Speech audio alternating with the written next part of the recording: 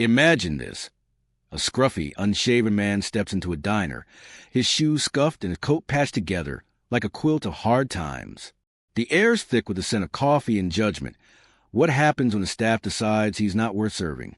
The diner gleamed under the midday sun, its chrome edges catching the light like a polished trophy. Inside, the polished oak counter stretched across the room, reflecting the warm glow of pendant lights that swayed gently overhead. The place buzzed with the clatter of plates and the low hum of conversation.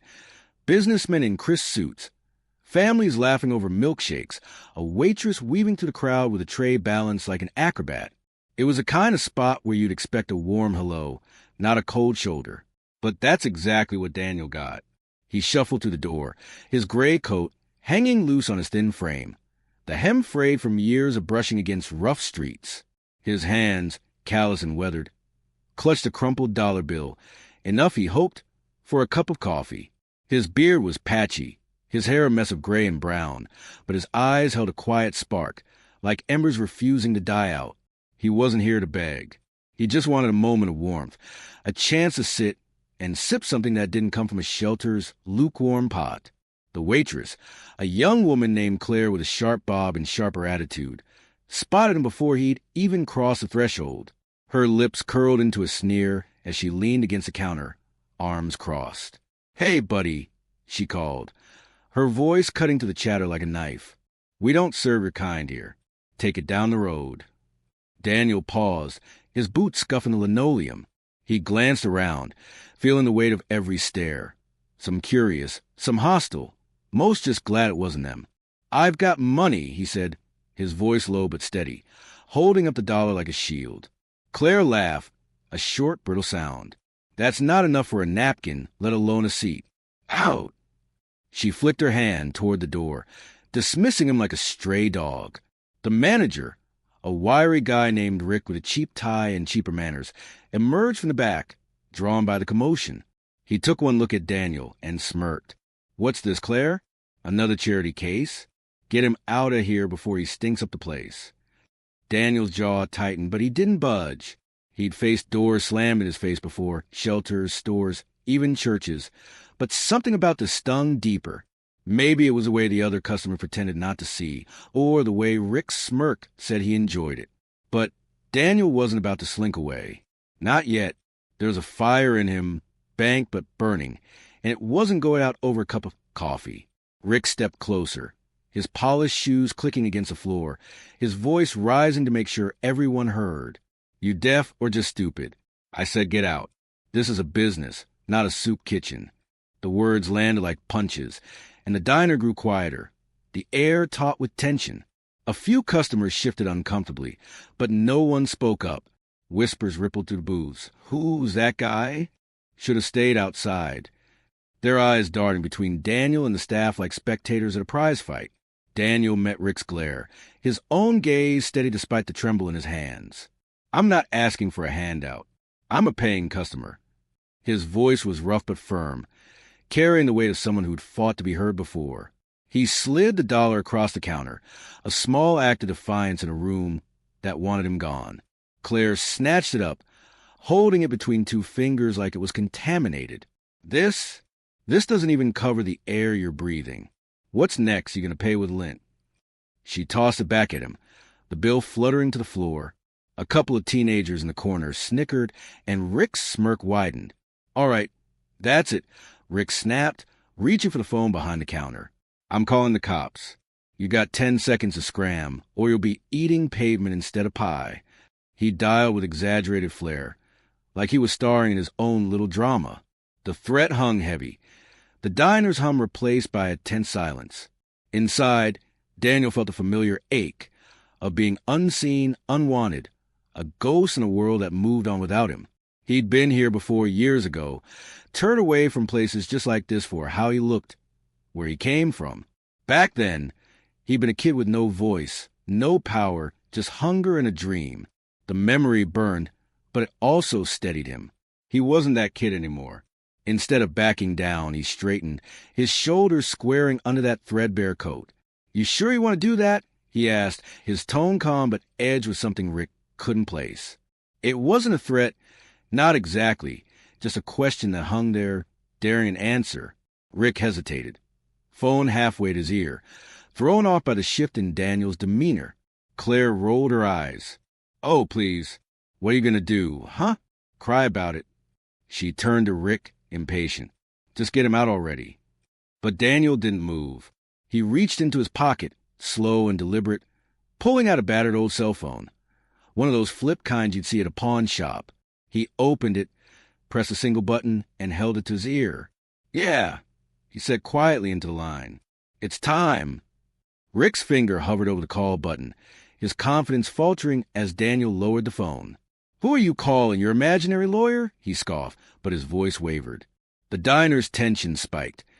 Every eye locked on the scene unfolding like a slow-motion crash. Before Daniel could answer, the door swung open and a woman strode in, sharp suit, sharper eyes, her heels clicking with purpose. She carried a leather briefcase, and her presence seemed to suck the air out of the room. "Daniel," she said, her tone clipped but warm. "Sorry I'm late. Traffic was a nightmare." She glanced at Rick and Claire, her gaze cool and assessing. "What's going on here?" Rick blinked, thrown. "Who the hell are you?" The woman smiled, but it didn't reach her eyes. "Lydia Carter, legal counsel for D&M Holdings. And this man," she nodded at Daniel, "is Daniel Monroe, sole owner of this diner, and about 20 others just like it." She set her briefcase on the counter with a definitive thud, pulling out a stack of papers. "Care to explain why you're throwing out the person who signs your checks?" The room erupted. Gasps, murmurs, a fork clattering to the floor. Rick's face drained of color, his phone slipping from his hand to dangle by the cord. Claire's sneer vanished, replaced by a slack-jawed stare. "You're the owner?" Rick stammered, his voice barely a whisper. "How is this possible?" Daniel's eyes didn't leave Rick's. "I just wanted a coffee," he said, soft but firm. "Didn't think I'd need to prove who I am to get it." Lydia flipped open the papers, her tone brisk. "Mr. Monroe bought this chain 5 years ago. Kept it quiet, likes to check in unannounced. Guess you failed the test." She turned to Daniel. "What's the call, boss?" Daniel didn't hesitate. "You're fired," he said to Rick, then glanced at Claire. "You too. Pack your things." The words landed like a gavel, final and unyielding. Rick opened his mouth to protest, but Lydia cut him off. "Save it. You're done." The customers watched, wide-eyed, as the power flipped in an instant. Daniel stayed calm, his voice steady. "I've been where you think I belong. Hungry, broke, invisible. Took me years to climb out. All I wanted today was respect. You couldn't even give me that. Here's the takeaway." Daniel didn't yell or beg. He knew his worth, stayed cool, and let the truth do the work. Next time someone tries to push you down, stand your ground. You might just surprise them. Rick stumbled back, his bravado crumbling as he grabbed his jacket from the back. "This is insane," he muttered, but no one argued. Claire stood frozen, then bolted for the break room, her apron still dangling from her hand. The other staff scrambled, some whispering apologies, others staring at Daniel like he'd grown wings. The customers buzzed, phones out, snapping pics of chaos. Daniel leaned against the counter, watching it unfold. Lydia handed him a fresh coffee, steam curling up from a mug. "You didn't have it coming like that," he said, a faint smile tugging at his lips. "Had to," she replied. "You're too nice to these clowns." She nodded toward the staff. "What now?" He took a sip, the warmth seeping into his bones. "New manager. Someone who gets it. And a policy. No one gets turned away if they've got cash and manners." He glanced around. The diners shine a little duller now. This place used to mean something. Time it did again. One of the waitresses, a quiet girl named Sarah who'd stayed out of the fray, approached hesitantly. "Mr. Monroe, I'm sorry. I didn't know." Daniel waved it off. "You didn't kick me out. That's enough." He paused, then added, "Tell me something. Why'd you start here?" Sarah blinked, surprised. "I just needed a job, but I like feeding people, making them smile." He nodded. "Good. You're in charge till we sort this out." Her eyes widened, but she didn't argue. "Later, As the crowd thinned, Daniel sat in a booth, alone with his thoughts. He remembered the lean years, sleeping in doorways, scraping by on odd jobs, vowing he'd never let anyone make him feel small again. "I started as a dishwasher," he said to no one in particular, the words drifting into the air. "Saved every penny, bought my first place. Now I own this one. Funny how that works." The lesson's simple. Patience and grit can carry you further than anyone expects. Daniel didn't let rejection stop him. He turned it into fuel. Next time life shuts a door, keep knocking. Or build your own. He finished his coffee and stood, the weight of the day lifting.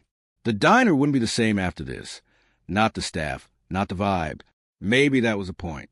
Days later, word spread. The diner got a new sign out front. Open to all. Sarah ran it with a steady hand, and the regulars noticed a difference.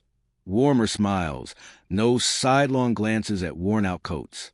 Rick and Claire faded into whispers, a cautionary tale for anyone too quick to judge.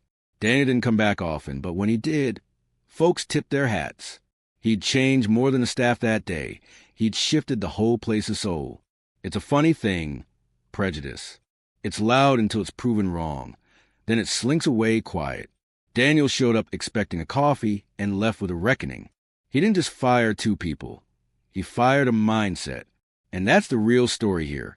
Respect isn't tied to how you look or what you wear. It's earned by what you carry inside. And no one can take that from you unless you let them. So, to anyone who's ever felt the sting of being dismissed, looked over, laughed at, told you don't belong, hear this. Your worth isn't up for debate. Daniel walked into that diner with $1 and a backbone, and he walked out owning it.